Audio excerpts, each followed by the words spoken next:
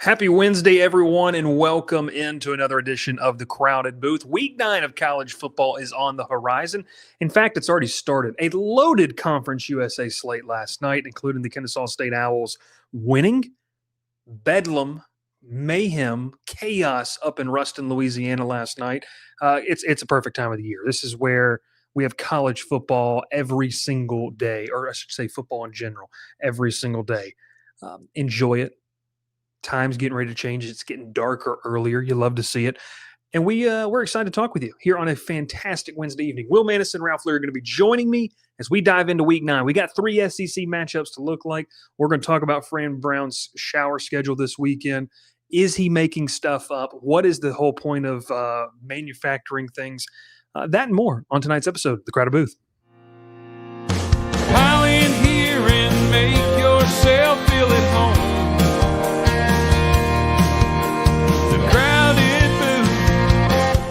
Coming on The Crowded Booth with Bryce Koon.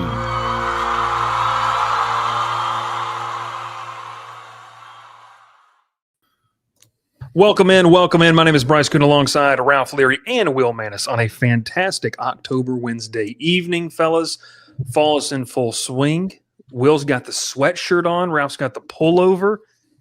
In the mornings down here in South Louisiana, we're able to put on, I throw on the joggers, shout out Fabletics, hashtag not an ad. Would love for that to be one, though. Would love Threw on the Fabletics joggers this morning, had to take them off and opt for the shorts at around 11:30 because they got a little toasty. But, fellas, fall time in the South and cruising into the back half of the college football slate. Will, did you play golf today? I did not. Did not. Zach, I rock the golf brands, but haven't been playing a lot of golf. I get called stolen valor of the amount of Masters apparel that I wear down here in South Louisiana. So also I've realized that people who don't live in Georgia think that everyone's just in Georgia has been to the Masters or lives close to the Augusta National. It's a lot like people think everything south of Atlanta is South Georgia. So there's that. Yeah. You've been called a lot this week. I've been called some things, and I know that there's some people going to be tuning in tonight. I've been called some things, and I was told some things last night at players before the players got there. I didn't know you could say on air, and I didn't know you could say in general public, and that was a little concerning. And so you know who you are. You'll see this. Will knows a coach that played golf today. Yeah, he did. Wednesday, of course. Wednesday. It's right around you've installed. He's already done all the install, right? I mean, they've already done all the game planning. I mean, he caught the first 5 minutes of the offensive game planning meeting. Yeah. Gotcha. Zach brings up a good question. He didn't ask it, but I'm going to ask it for him. A little quarter zip action. Are quarter zips like the most elite casual / business I can wear it in the office type of thing? Yes, absolutely. This could just be the office I work in, but I get away with wearing my Peter Millar Sailor Aubie hoodie in the office. That's a nice hoodie, though. I will say it's not like it's a. Oh, it's not a baggy. It's a golf hoodie. Yeah, golf hoodies. You know what I struggle with is if you're on Instagram long enough and the algorithm picks on you, they start to get these like random Amazon dupe golf brands that are just like no-name brands. Out of context is going to clip the first part of that sentence. That was dangerous. That was dangerous. I like to play dangerous. Remember, I'll try anything twice. So when you talk about that and you kind of get into the down to the depths of golf apparel, you have your Peter Millar, right? You have the elite of the elites. And then you have there's some Amazon dupe stuff out there that's pretty sick. Mm-hmm. I love a nice little lightweight hoodie. I think that is perfect. It's especially elite in the South. Yeah, I'm a big Cutter and Buck fan when it comes to pullovers. I have a very nice one I like to wear a lot. Cutter and Buck. I remember when I was at Barry. Obviously, the pickings were very slim in the bookstore of what we could buy. But Cutter and Buck had some really nice polos, and then they actually did a lot of stuff for the golf. And he watches the show after the fact. He doesn't get to watch it live. But Henry Jones, good friend of mine, he would essentially just roll things over during golf season. They get the fall apparel. He was on the golf team, the fall apparel and the spring apparel, and he would just give me whatever he didn't want or he had duplicates of. So there is that. Also, I do need to admit a sin. I need to admit a sin. I did steal Henry's Masters hat our junior year of college. So it is tough. Zach says, I wish Roback wasn't so expensive. They make good stuff too. Love Roback. Absolutely love Roback. I've got 2 polos. They got a good Facebook group, by the way. If you were into if you're okay with wearing like used apparel, I am. I'm not against it. Like I said, I'll try anything twice. So we need some section 1 3/4 zips. If we got section 1 3/4 zips, that would be sick. That would be sick. Gavin can speak to this. Duckhead and LL Bean. Duckhead is an elite brand. These are 2 old brands that are have made the return back into the high-end men's apparel. You got to be in a certain tax bracket for these. I wouldn't know about that. LL Bean duck boots might be some of the most sturdiest, long-lasting shoes you can have. I had a pair for like 6 years, and they finally broke on me. Like I think last winter. I think. Oh, I don't know if I've told you this. My dad wore them when they were famous the first time. Got rid of them my junior year of college or high school. So he had them for 30 years. Jeez. So I don't know what you're doing for 6 years worth. I don't know what was happening down in Troy, Alabama for you to wear those things out. So getting a little loose.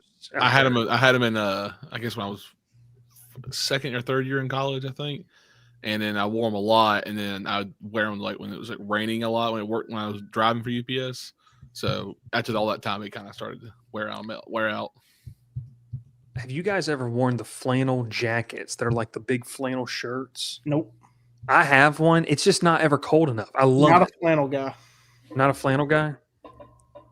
Little pearl snap action? Don't know what that is. Tough stuff. Thanks so much for tuning in. 8-minute mark. We'll talk some college football. Fellas, we're at week 9, getting ready for just the back half of the college football season.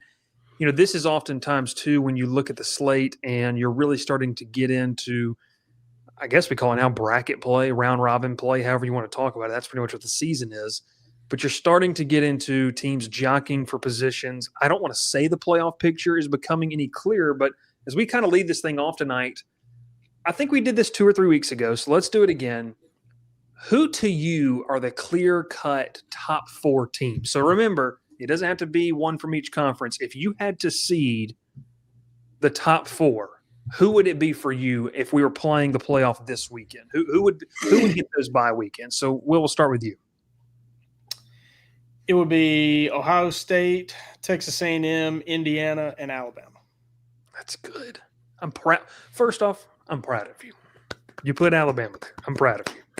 I know that hurt. I mean, they ain't played nobody. So, I mean, of course they win. Are you going in that order too? I mean, I don't know that it matters, really. I mean, I don't know. I don't know if Indiana is better than Texas A&M. I don't know. We'll see. See here soon. Ralph, who's your 4 that you would put in the playoff as the top 4 seeds getting buys right now, based off of what we've seen through 9 weeks? I mean, I was going to have the same one as Will. But if I had to change it, if I wanted someone different, I think Ohio State, Indiana, Alabama, your main 3. And I would think like Oregon would slip in somehow, or maybe Georgia slips in somehow if they win out. Yeah, I'm with you. I think Ohio State, Indiana, and Alabama are the top 3 teams right now. I think A&M's very good, but they've kind of struggled defensively lately, and I'm kind of worried about that when it comes to the later half of their season. I'm going to switch mine up. Just go a random 4, please. Just give me 4 random teams. Sam Houston, Tulane. So the 4 worst teams: Merrimack College, Louisiana Monroe, Ferris State, Trinity Christian, Troy. I'll be hating on the 5-2 Troy. Troy Phoenix City. No. In all seriousness, my 4 is going to be I'm going to go Indiana 1, Okay. Ohio State 2, Bama 3, Georgia 4. There's that homer in him. He is a homer, folks. There's that homer in him. Get the picture out. We need a new picture, by the way. He is a homer. If the shoe fits. Yeah, that's my 4. That's what I'm going with. I like that one. I think it's a solid 4. No matter who you put in there. I mean, if you have, Ohio State, Indiana, Alabama, I feel like it's just a top 3 in no order, but those are your top 3 right now. Could you? Let me ask this: would any of you justify, or is there an argument against Indiana being the consensus #1 team in the country right now? They probably had the best win. You think? Road against Oregon. You're saying that the eye test would prove no, or the eye test would prove? I would say no, just because of how dominant Ohio State has been. Julian Sayin might be the quietest Heisman contender in the country right now. He's played some good football lately. Yeah, he's been good. He's been really, really good. Hey, yeah, I mean, Ohio State, Indiana. Wait for him to win the Heisman, and then him to go to the NFL, and then Alabama fans try to claim him. Seen that before. Ohio State fans trying to claim Joe Burrow. So, well, Alabama fans try to claim Jalen Hurts. He did graduate from there. That's why I get told it. He did graduate from there. Okay. I didn't know anybody graduated from the University of Alabama. You know who didn't graduate but won 2 national championships? Stetson Bennett. Yeah, that's elite. Best Georgia quarterback of our lifetime. That is such a good offseason debate because I don't disagree with you, but I'm going to hear people say Matthew Stafford. I think you're going to hear the old heads say David Green. Oh, jeez. I mean, okay. Well, of our lifetime, okay? Let's be honest here. David Green was a quarterback in the early 04. 04. 03, 04. Joe Tereshinski, he was up there. Joe Cox. DJ Shockley. You can never forget about the one game where we knew Mark Richt should be fired when Fatan Bata started the 2008 Florida game. That was nuts. Hey, how about SEC champion DJ Shockley? DJ Shockley was good. He really was a good player. He's the reason the Falcons didn't draft a Georgia player for so many years afterwards because they took him and Thomas Brown. Okay. Let's dive in. Let's talk about this. We've got 3 SEC games on tap. Then we are going to dive in for you Tech fans into this. Is Fran Brown trying to manufacture? Gavin, if you can, go pull up that clip that we were talking about where Fran Brown, they take the excerpt out of what Fran Brown says, talking about you figure out who a real coach is. If you listen to the whole quote, he's talking about himself, like you got to figure out who you are as a coaching staff. Tech fans took it as he was coming after Brent Key. It's actually hilarious. We'll talk about that later in that matchup. But let's dive into the first game. Ralph, you put it up there. Let's talk about A&M and LSU. God, I just got done doing a 30-minute episode on this that'll be airing on the channel tomorrow. I have been told by local media if this number creeps up, FanDuel's got it at -2.5 right now. I've been told by local media if this gets to 3.5, you should take LSU plus 3.5. That's what I've been told. Now, I'll preface by this because I do want to we're going to have a great conversation with Blake Ruffino as he and I debate what LSU should do with Brian Kelly, and we talk about this game too. To me, and I think I've got certain things that I just say a lot, right? Early in the season for me was the phone booth, but I do tend to say this a lot, and I've noticed this over a couple of years. If something's going to have to do a complete 180 for said team to win. LSU's offense is in for a world of potential hurt against this Texas A&M defense. I believe in the mystique of Tiger Stadium in Death Valley, 110%. I believe that the bourbon will be flowing, on Saturday night. It's going to supposedly be rainy, nasty, all things considered. I don't know if the mystique of Death Valley and Tiger Stadium is enough to overcome your deficiencies as a team. Because, Will, you say this a lot, and LSU does have some wins where they had no business winning games when they went at home. But you do have to be a level of competent. And offensively, they looked better against a Vanderbilt defense that somebody can correct me, I think is at least top 20 in rush defense in the country. They did well in offensively against them, but they had to count on some kind of gimmicky plays to get that happen, especially that Xavier Thomas touchdown. For this, in my opinion, and Tripp says right here, A&M has not won there since 1996, I believe is correct. So in our lifetime, they have not won here. Oh, he was thinking of Auburn. There is an aspect of that too, but also too they didn't play. You got to remember they didn't play as much as LSU and Auburn played, so there is a little skewed. I want LSU to win this game. I want to see them win this game. I want to see if they have true life because I actually am scared of what November could hold. We're going somewhere next week. I might just end up staying out there if they lose this game badly. Guys, I just don't know. I'm not going to make my pick yet, and what we can talk about this, but you guys can ask me questions, obviously. But man, Whit Weeks is hurt. I don't like the linebacker room outside of him in terms of being able to defend Marcel Reed. Oh, and by the way, they're way more balanced offensively. This isn't just Marcel Reed running around. They have two legitimate big play receivers in KC Concepcion, and then obviously the kid from Mario Craver, who is dynamic. They're just dangerous. They're well-balanced. They're explosive. I understand, like you said, Ralph, they've had some defensive troubles. I just don't know if LSU can take advantage of that. Mm-hmm. I don't think they can get to a track meet with them. LSU could win this game if it's 27-21. If A&M scores more than 30, I don't think LSU has a chance to win this football game. So that's kind of my 30,000-foot view. Will, I'll let you go first on this one. Just maybe some of your thoughts. It's funny you said that because my favorite site now to look at games, CFB graphs. Very good stuff. Yeah. You said you think LSU could win if it's 27-21. That's the score CFB graphs is projecting. But Texas A&M to win. Inverse. Okay. Yes. Yeah, dude. If it's going to be a nasty, wet night where it's going to be tough to run the ball, I don't think LSU or tough to throw the ball. I don't think LSU has a chance. LSU cannot run the football. Absolutely cannot. They're 119th in the country in rush success rate, just 41%. And A&M shuts down the run. They're 15th in the country in defensive success rate against the run. I think this is just a horrible matchup for LSU. I feel a lot about LSU, a lot about the same ways that I feel about Auburn. I have zero trust in this LSU offense coming into this game. Zero. I don't know that they could score the 21 points that CFBgraphs.com thinks that they can score. And a big reason is that they cannot run the football. 87th in the country in yards before contact is LSU. They're averaging less than 2 yards a carry before contact. They can't run the ball. They can't run. They're one-dimensional.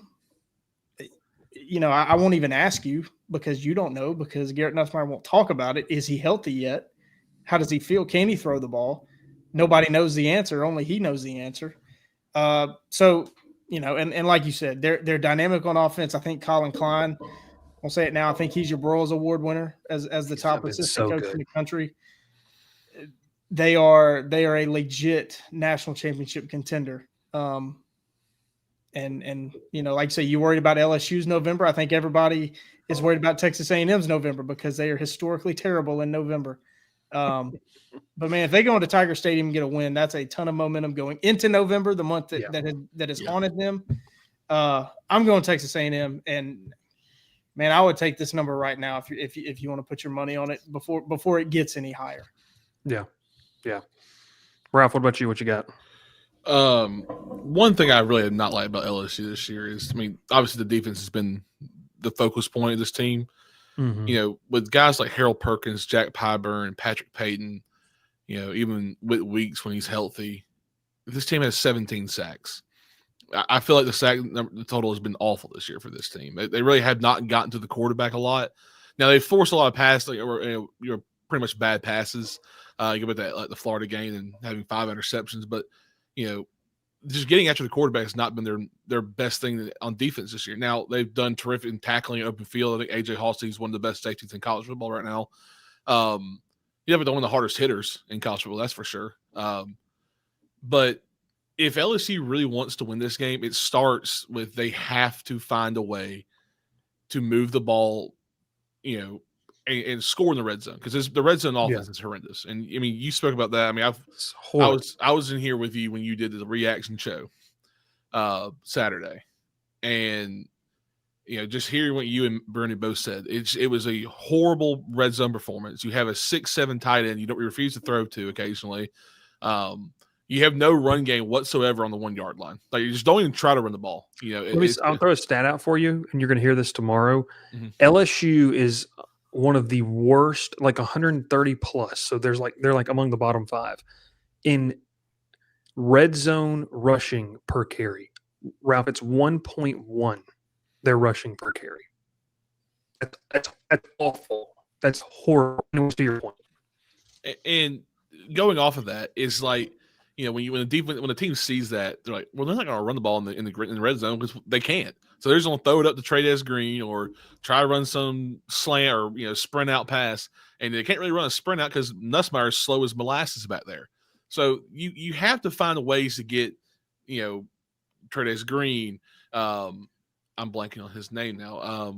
Bauer Sharp the ball, in the red zone, because those are your bigger guys who can go make this play. So if LSU wants to win, and I know this sounds something you've said probably 1,000 times, you have to score in the red zone. You can't settle for field goals. You can't settle for a fourth or a turnover on downs. You have to actually score. And if Brian Kelly wants to keep his job, you have to show some change somewhere.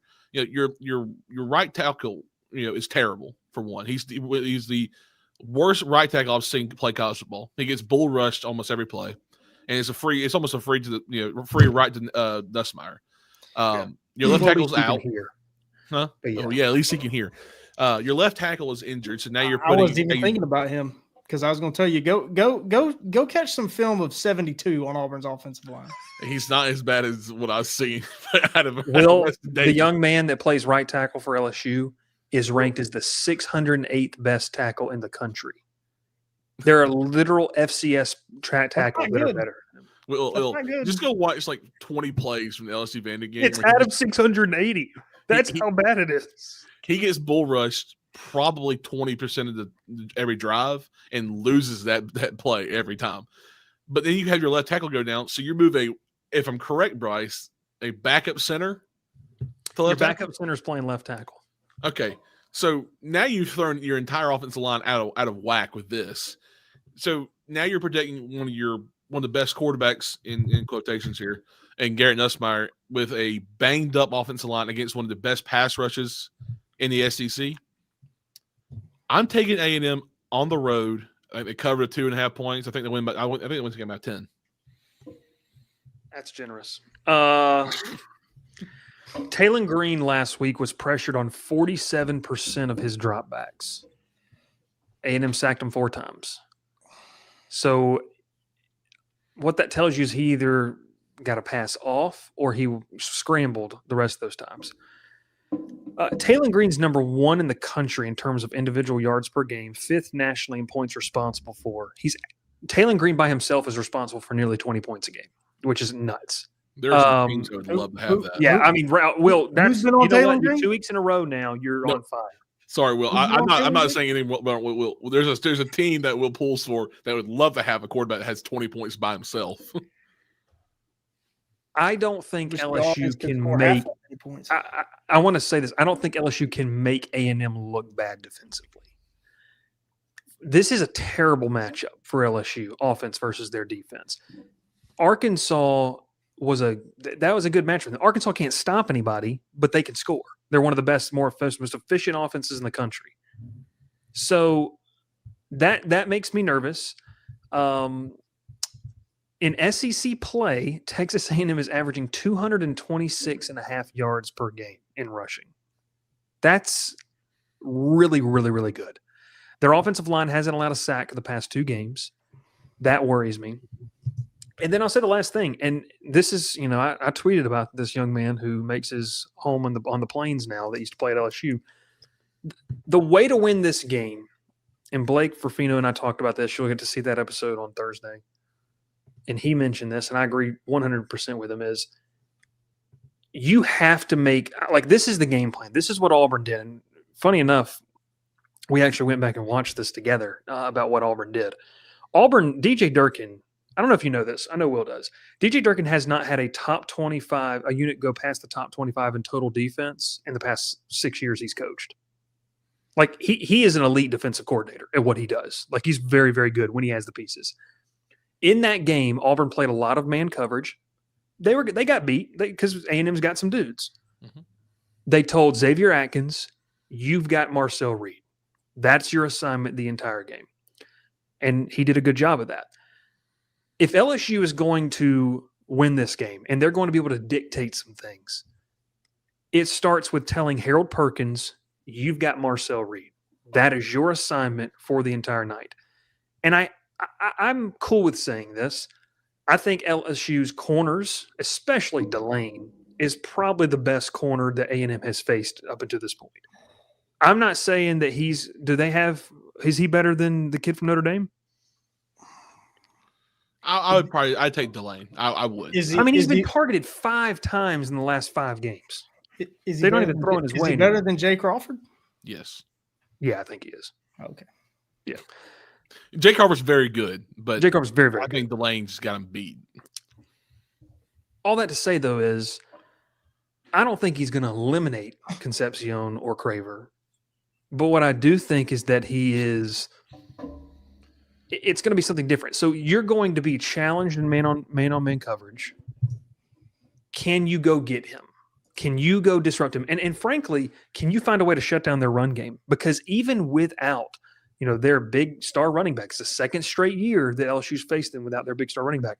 They got Emmitt Smith's son, E.J. Smith, over there, Reuben Owens as well. Like, they've got some guys. So all in all, there's just too many question marks for me. I think this is the prototypical slugfest, nasty weather in the first half. A&M wins this by 2 scores late. And I think A&M has too much. I just don't know if you have every single answer right now for LSU. And I will tell you this. It's going to make for a very interesting Sunday morning in Baton Rouge. Very, very interesting Sunday morning. Quick question, Bryce. Over under LSU turnovers as a team? 1.5.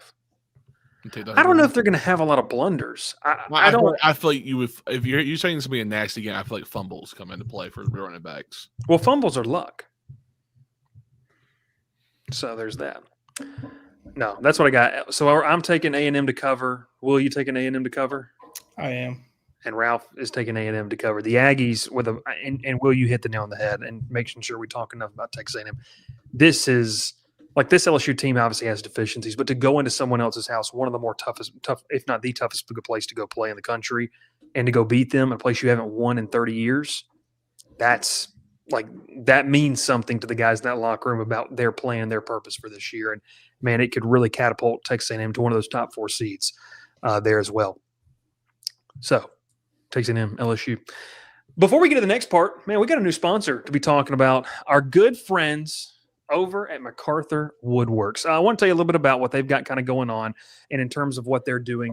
We're so excited to partner with them, not just through the football season, but to kind of sign a partnership with them throughout the entire calendar year and what we've got coming in next year as well.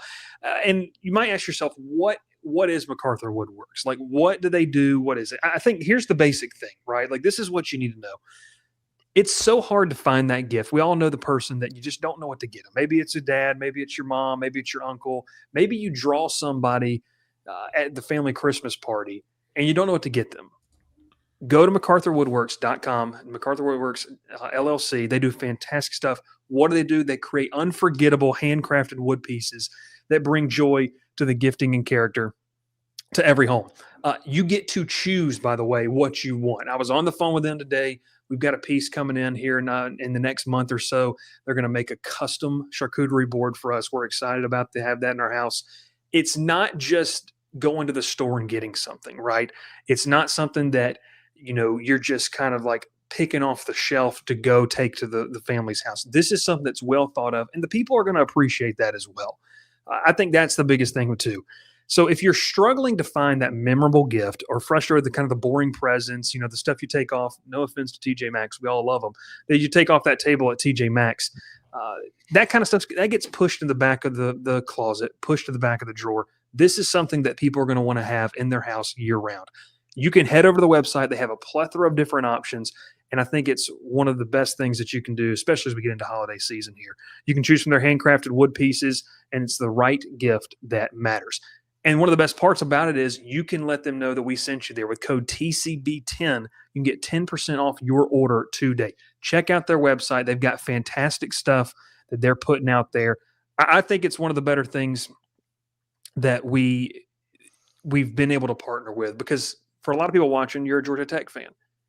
This is a person who graduated from Georgia Tech, a Georgia Tech fan there as well. So they love what they want to do. They want to bring the passion to our show there as well. So it's your trusted source for unique personal gifts. Perfect reviews, by the way, being 5 stars over on Google there as well. So make sure you check out MacArthur Woodworks. Excited to partner with them all season long. It's handcrafted functional art that transforms spaces and makes unforgettable gifts. Ralph, I know that you have already identified some items that you like there as well. So it's really good stuff, and do some things that you want to do this holiday season. All right. I had one question, but I think you answered it for me. What you got? My question was going to be, do they use that pressure-treated pine with the yellow tag on it? But they're Georgia Tech grad, so probably not. Probably not. I will say he said he's enjoying your shows about you ranting about Hugh Freeze. So he is supporting from afar. No, they do have some really good stuff. Anything from, if you got a Rectech grill, you can get a grill shelf, engraved resin charcuterie boards, all different types of thing. And, an electric guitar shaped resin charcuterie board, if you're into that kind of thing. Literally anything you can think of, they're going to make and send it your way. Yes, I'll be contacting him very soon about one. So very, very soon. Very, very soon. So here we go. There it is. Had it ready. Had it ready to go. Okay, let's dive into the next game here on the docket of the schedule. Ole Miss at Oklahoma. Guys, this doesn't feel like an elimination game, but I think it does make life tough for the team that loses in terms of wanting to get in the playoff. They would have 2 losses. Ole Miss coming off that loss to Georgia, going back on the road to Norman, Oklahoma. The biggest thing I have here is this finally it for Lane Kiffin? Like, is this where he gets Ole Miss over the hump, where they can start to finish a season really strong instead of suffering that loss that makes you go, dang, like if we didn't lose that one, we're in.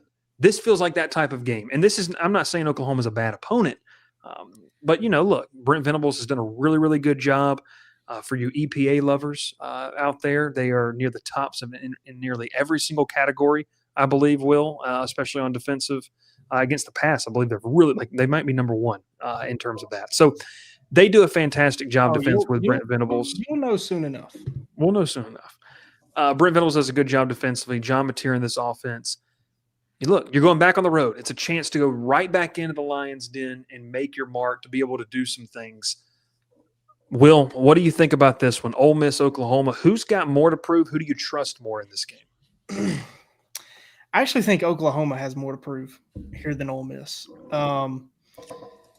Is John Mateer back to 100%? I think that's really the big question of this game. I think this is a horrible matchup for Ole Miss because, like you said, Oklahoma, success rate-wise, has the number 1 defense in the country. They're number 1 in success rate against the pass and number 1 in success rate against the rush. They're giving up a point a drive, 1.2 points per drive, 12th in the country. They are possibly the number 1 overall defense in the country. Those numbers would say that. And we've seen it already. We saw it last week. Georgia got a stop when they needed it. We've seen Lane Kiffin and Ole Miss in the past go up against a really good defense and really, really struggle to move the ball. I think this is it's a horrific matchup for Ole Miss. So I'm leaning Oklahoma. More about this Oklahoma defense. Number 1 in the country in yards before contact allowed against the run. 0.6 yards is how far the running back gets against this Oklahoma defense. They shut down the quarterback run. 5th against it in EPA against quarterback design runs. against the pass, third in the country in pressure rate at 43%, 13th in sack EPA. Ole Miss's offensive line has been pretty good. Fourth in the country in pressures allowed, just 22%. But that's really the only advantage looking at the advanced numbers that I see that Ole Miss has here. And that's what they hang their hat on is their offense. But I think that this Oklahoma defense is just better. Yeah, I mean, you talk about, and I see some of the comments down there, like, this game scares me for Oklahoma or for Ole Miss's defense on the road. Like, they are not good against the run. Like, just objectively, they're just not good against the run. I'm worried about that. 117th in the country in success rate against the run. That is that's bad. It's bad. It's not good. What's interesting, when you get into some of the College Football Power Index, I know people love FPI rankings and things like that. It's crazy. But hey, the FBI has correctly predicted 71.4% of games and hit exactly 50% against the spread. Last year, they were just a shade over 70% in their final picks. And they were a top 8 model in the country. So, they're favoring Oklahoma. I'm not siding with the analytics currently, but I think it's interesting to see. I don't follow the analytics. I follow the analytics. She's what, 7-1? 8-1. They're a big dog. 8-1. I think that's better than FPI. I just want to say that real quick. Just remember that. So, API. I said FPI. Yeah, Alabama Polytechnic. Yeah, I got you. You know what, there, buddy. Hey, look, she fell victim like so many have. Seeing that beautiful white helmet with the beautiful orange and blue interlocking AU on the side with the power stripe going around it. I mean, we've all been, a lot of us, not all of us, a lot of us have been there. A lot of us have been there. We've all been there. That one was a struggle. Bryce was there at one point in his life.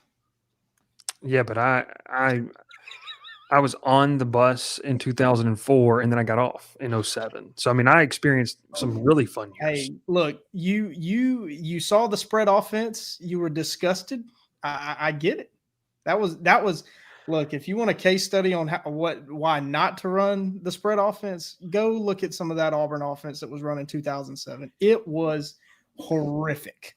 Horrendous. Great times. Oklahoma's got the 4th-ranked pass defense. Ralph, what type of success can Ole Miss have offensively? Because that feels like they've got to overwhelmingly win that battle. Because I don't know if defensively they can hold off what Oklahoma can do. Yeah, I mean, look, Trinidad Chambliss has been pretty much one of the most exciting players to watch for the last few weeks. For 3 quarters on Saturday, he was a Heisman candidate, level playing. Yeah. 4th quarter, I think Georgia kind of just ramped it up, though. They really kind of sent it after him, got him flustered back there. He made some mistakes, and that's just Kirby being Kirby, though. It's just, he's one of the best to do it when it comes to, making adjustments to make a quarterback have fits. But, if he plays at his full ability like he did those 3 quarters, I mean, there's no doubt in my mind this could be a shootout. He's been a super dynamic quarterback. We use that word 1,000 times, I feel like, on this show. Is dynamic, but he truly is. I mean, the way he's been able to, get out of situations and just make good reads. I've been impressed with that. And I got, I commented on an Instagram post a while back about a player being picked up by an SEC school that I didn't think he was prepared to, play in the SEC. And his comment said, "Well, there's a D2 quarterback that's dominating the SEC right now." I was like, well, he's not just a D2 quarterback. I mean, he won the Heisman for Division II, won the national championship Division II. The kid's a great athlete. I mean, he's not just some random, D2 quarterback from the bottom of the pits. Yeah. He was a national champion. Like that. This kid's a baller, and I feel like they're gonna have to run the ball better. For one, I didn't think they ran the ball very well, except at the goal line. That's one thing they can do. They score in the red zone though. If they get down there, I think Ole Miss is one of the best teams in the red zone. I think, Lane Kiffin's one of the best play callers in all of college football, and I think he's always dialed up something differently. But I really want to talk about, though, is just John Mateer. I know, I said it. I think at least to some of y'all or and some other people, I didn't think he should have played against Texas in the first place. That's probably one of the worst games he's played all year. Obviously, the 3 interceptions, and then last week looked a lot better against South Carolina. But I hadn't really been impressed with South Carolina this year. He's really going to have to, if he's fully healthy, he's going to have to play his best game because they need him to play his best game. Yeah.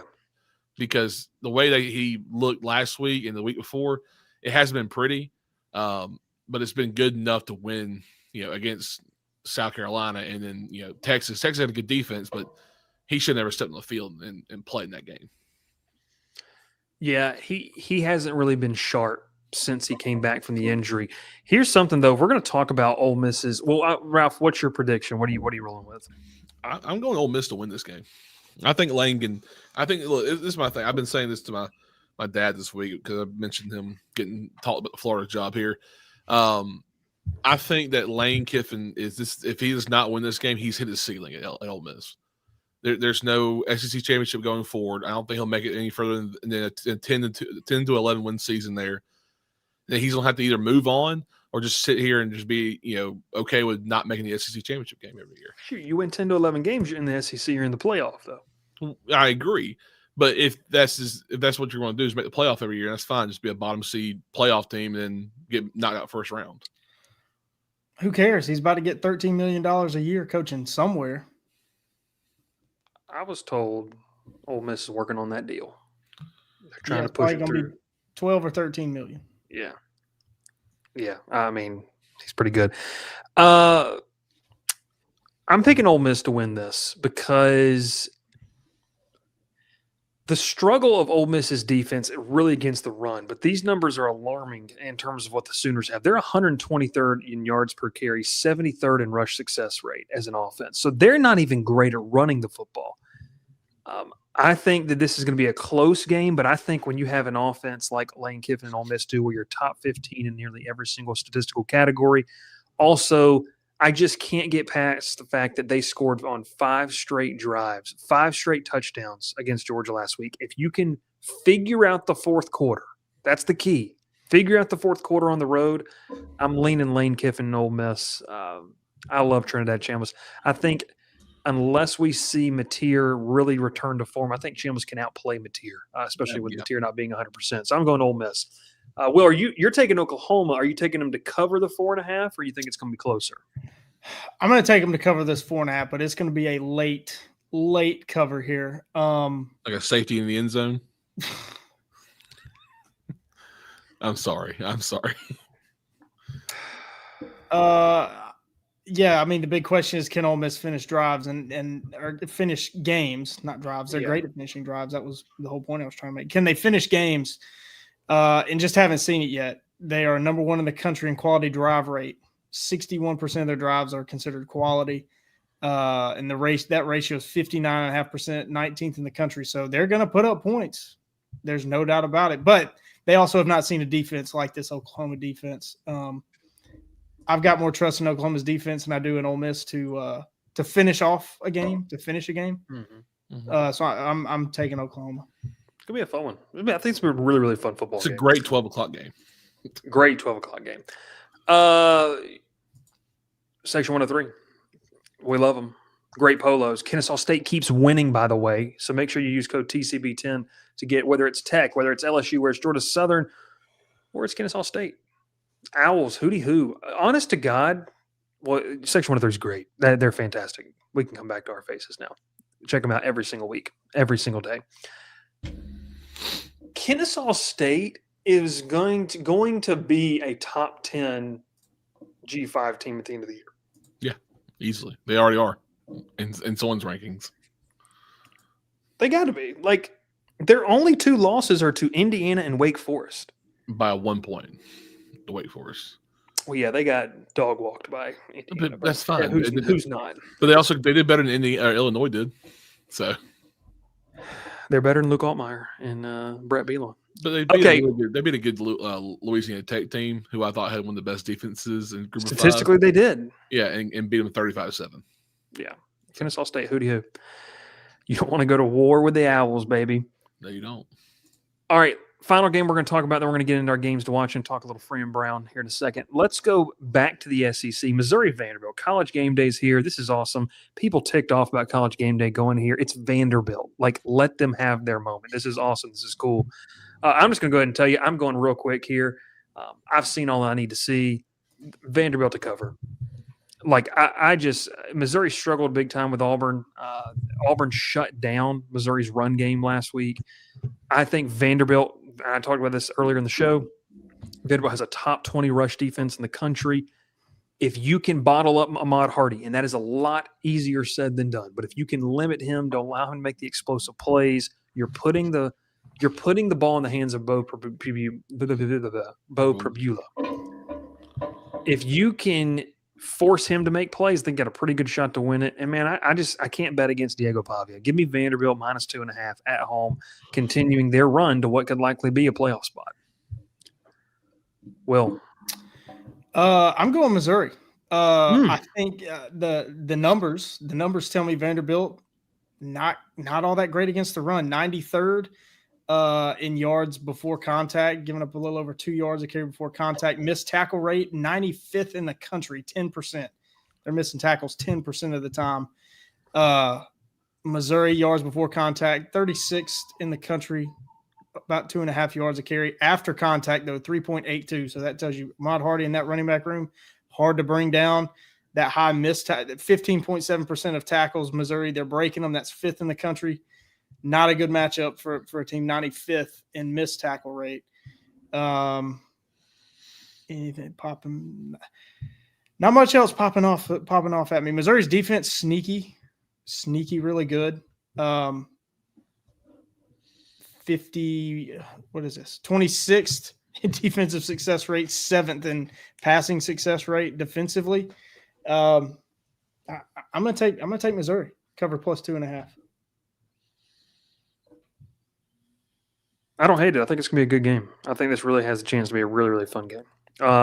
Ralph, Missouri, Vanderbilt, two teams that, once again, you're not eliminated totally from the playoff race, but, man, you get a real big leg up if you win this one.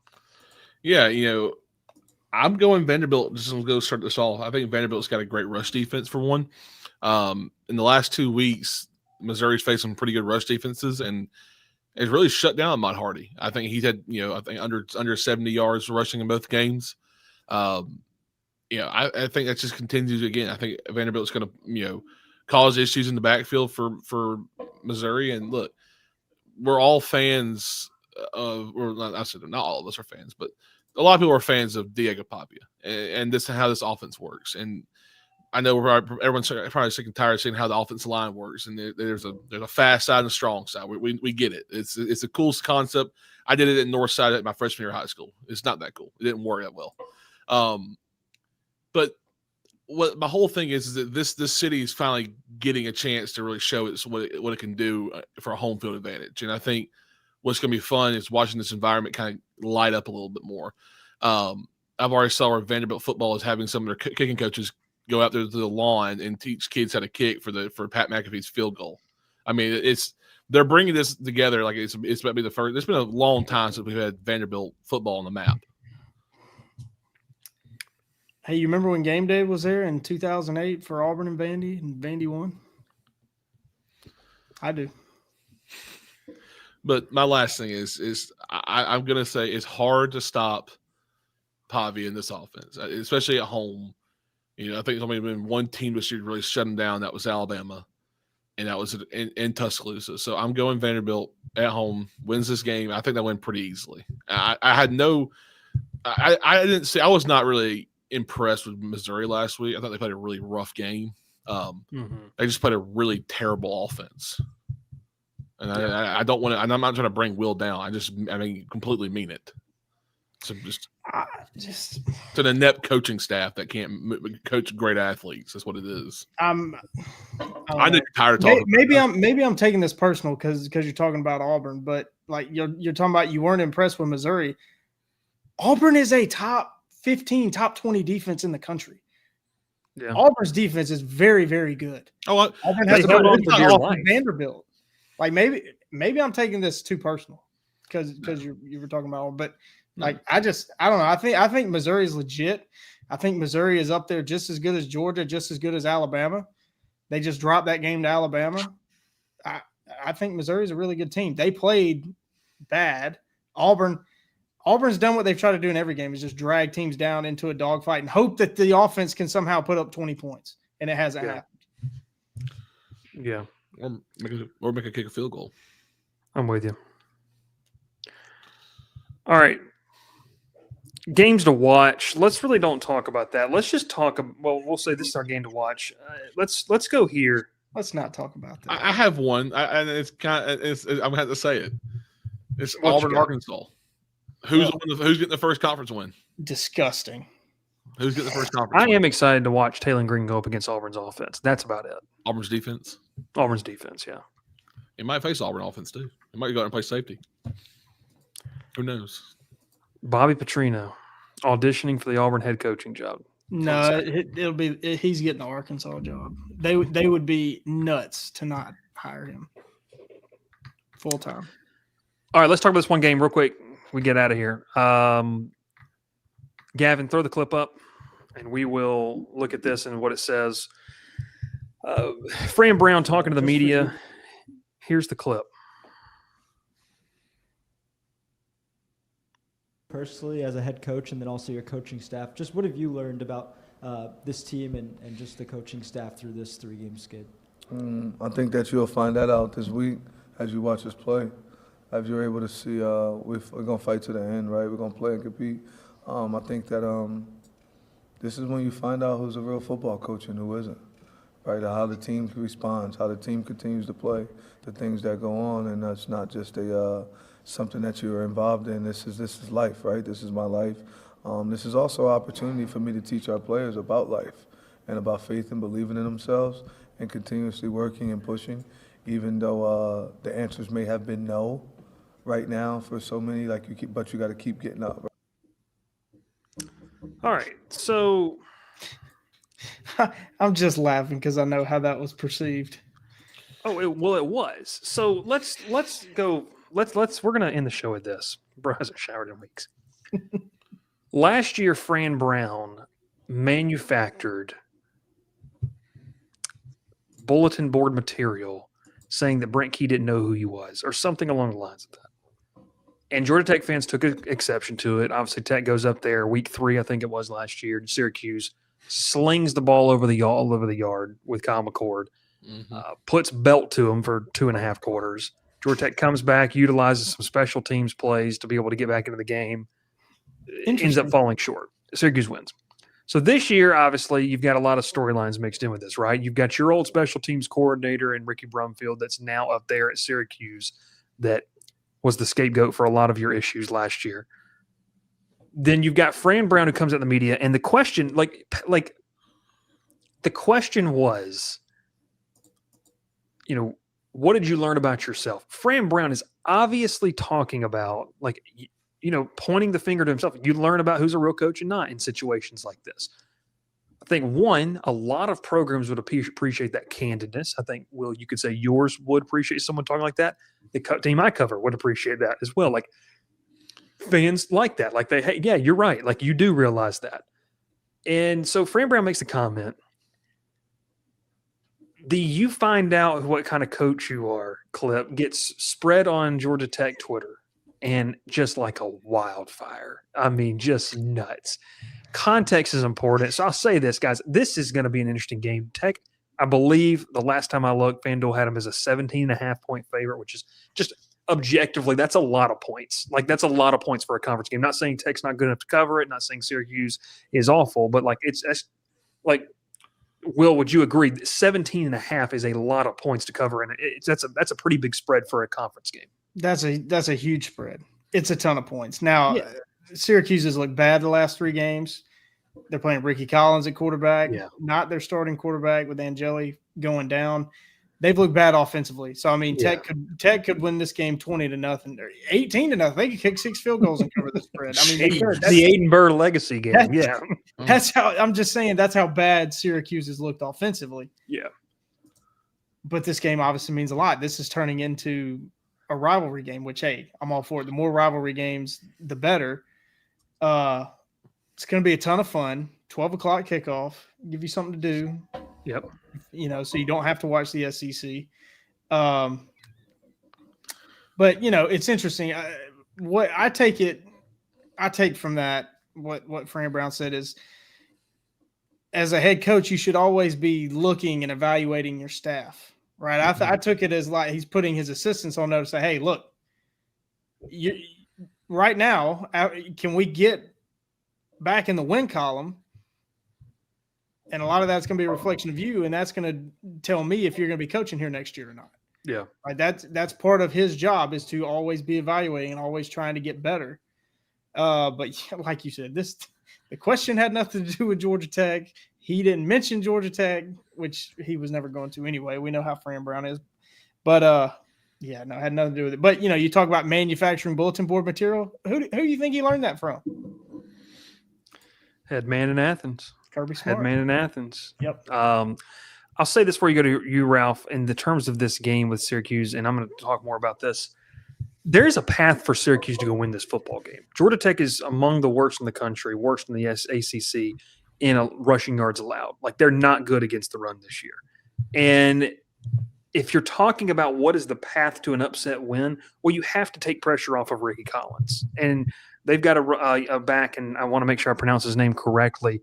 Yassine Willis is their running back. Could he break out in this game? He's going to have to, right, if they're going to have a hopes with. They can't just rely on Ricky Collins, who, look, Ricky Collins went to high school literally a mile and a half behind my house. I've watched him in high school, watched him for a year at LSU.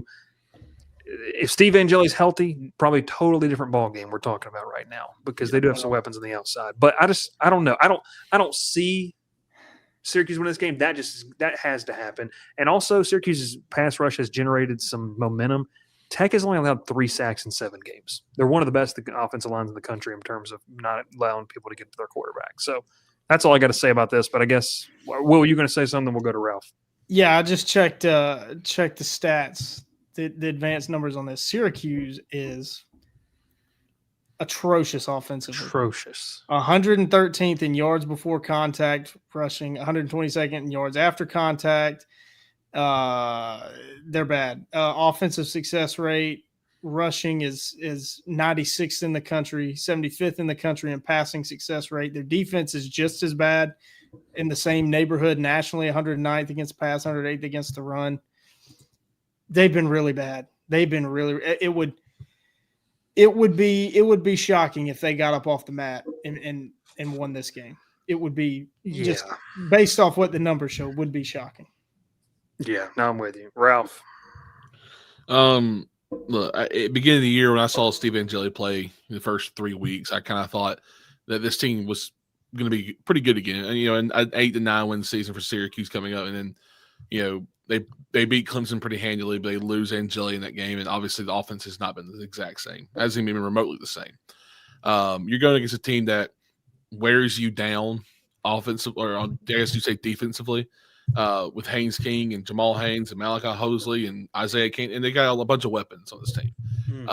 Tech wins this game handedly. I mean, I could see this is getting kind of ugly, I feel like. And obviously, we talk about, back to when they played Clemson, that once again, Tech fans took the clip of Kay Clement saying that it reminds me of playing in a high school, back in high school, talking about seeing the skylines over the stadium, because when we lived in Austin. And once again, they took that out of context, and, we had someone help us out and put the full clip for us, and they still didn't understand that. So, but Tech's gonna be showing this all week, and when they win on Saturday, they're gonna tweet at them and show it all this other. Is this what you meant? He's not a good coach. And it's just, look, I'm tired of seeing it. Just watch full clips, please. Get context before you start saying stuff. To your point, it's for fans, right? Like, fans love that kind of stuff. Someone close to the program, close to being inside the program, might be inside the program. I texted them about this, and I said, to me, one of the biggest things, like, I asked him about it, and he was like, yeah, it's embarrassing. Like, it's stupid. Like, I don't know why they decide to do stuff like that, but it is what it is. There you go. Appreciate the view, buddy. Yeah, I mean, best bets time. Let's get out of here. All right, so what's the record? Do we know what our record is? I think you and I are tied, right? We And all Will's- won last week, so I'm Right. one behind, I think. One Yeah, behind. Will's in solid second place. All right, per our friends over at FanDuel and brought to you by Cajun Cousins, we are going to be rolling in the best bets this week. Will, Arkansas -1.5 against Auburn. Ralph is going with the over in a Sun Belt matchup between Texas State and JMU. That's over 6.5. I got Boise State at -21.5 at Nevada. Nevada is god awful. We'll see. That's a Friday night kick, isn't it? Couldn't tell you. Could not It tell you, to is. be honest. Friday night, kick. So I'll know 10 o'clock. Saturday whether I need to get the buffet pants out or not. That's what I'll know. Yeah, Woo Pig. That's all I gotta say. Woo Pig. That's crazy, crazy work. Can you say that one more time so we can clip it? Yeah. Woo Hold on. Pig. Let's get it one more time. Woo Pig. Thank you. I got one other one. Game Okay, to go watch. ahead. I didn't give you one. We got to talk about our team heading to Winston-Salem. The Ponies hitting the road, going to play Wake Forest, going to show that they are still in it. They're still a contender. I think they. I don't think it'll be a 4-quarter game, unlike some other games we've seen in Winston-Salem this year. Pony up. Pony up, Woo Pig. I mean, you're just a Rhett Lasher fan, aren't you, buddy? Big Red Lasher guy over there. All right. We'll do it. No, give it to me. Give it to me. That's almost Pig, that's almost, Suey. that's almost as bad as Texas A&M's chance they do. God, I'm so glad I have to go to College Station this weekend. They got to. I'm gonna. Should I live stream the Yell rally in downtown Baton Rouge? They're gonna do on Friday night. They're doing one Hey, downtown. whenever they go on the road, they book a venue to go do it at. It's That's insane. That's a dangerous place to go and do it, though. crazy. Call the Hawks. Absolutely crazy. All right, we appreciate you. Thanks so much for watching. Thanks for tuning in. Shout out to MacArthur Woodwork. Shout out to Cajun Cousins and Section 103 as well, being with us all season long and more. Will, you going to be live tomorrow night previewing Auburn, Arkansas? No, I will not be. Gotcha. I'll be talking Tech Syracuse, the Ricky Brumfield game.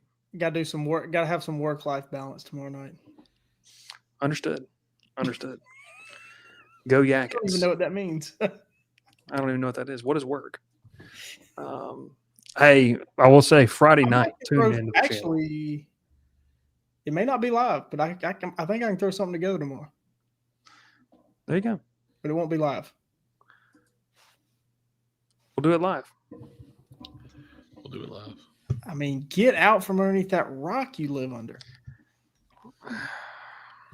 Hey, how about let me see a Syracuse block punt return, or let me see Syracuse block a punt to return it for a touchdown. Let me see Syracuse block a field goal, and let me see Syracuse run a kickoff back. That's the formula for Syracuse to win on Saturday. Hey, by the way, ESPN Sports Center tomorrow night outside the friendly confines of Center Park Stadium. Georgia State, South Alabama, a barn burner, baby. I think Barn South burner. Alabama is only a touchdown favorite. Gavin's going to be there. It's going to be big. It's going to be big. Shout out Georgia State SIDs for getting people to come to games. Got to love to see it. Can't go to practice though. Can we just tell that story real quick? Please do. So, set the stage real quick before we get out of here. Last fall, we went out to Georgia State's opening day of fall camp, me, Gavin, and Will. For those that don't know, Will's now wife, but at the time fiance, lived in Atlanta. So I think that you were going up there to see her. I don't remember what the context was. And you're like, hey, I'll go to Georgia State practice. You were the only person there. You're Yep. on the field. And they practice they don't have a practice facility. They practice at their stadium. And I'll give way to you. What happened? So you're out there.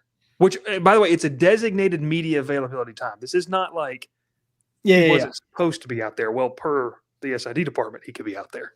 Yeah, so we were under the impression that That was the time I was supposed to be there. I was allowed to be there. It was, Whatever. though. Give yourself credit. It was.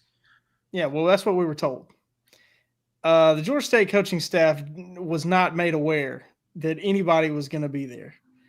So, I got the honor of being screamed at by Jim Chaney. There's not many people who are non-football players who can say that, though. So That's true. you They can know write who it it down. was. He sent a GA over there to kick me out, as a coach does. That was it was just more awkward than anything else. And that's the I'm last like, time hey. we were there. Hey, I thought I was allowed to be here. Sorry. Apologies. Hand up. Will says, I'm a Coastal Carolina informant. Woo pig. Appreciate you tuning in. Crowded Booth on a Wednesday evening. That's insane, Zach. We'll catch you next time. Thanks for watching. Pile in here and make yourself feel at home. The crowded booth is coming on. The Crowded Booth with Bryce Koon.